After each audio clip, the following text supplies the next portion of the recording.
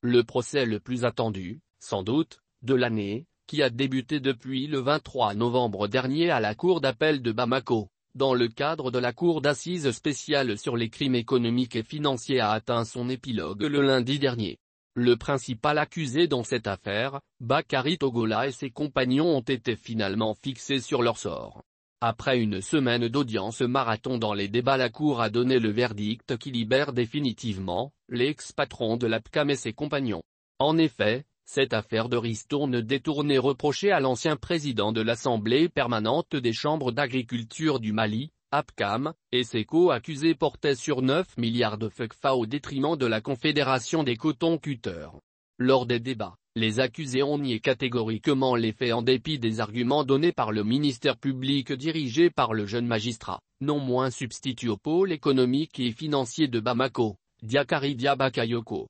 Dans son réquisitoire, le procureur a estimé que les accusés sont coupables et risqueraient une peine de 10 à 20 ans. Les choses se compliquent en ce moment pour l'enfant de Niamana et ses compagnons.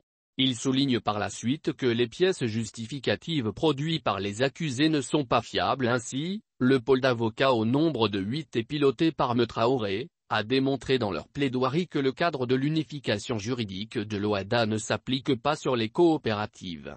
Les avocats ont plaidé non coupables et sollicité l'acquittement de leurs clients.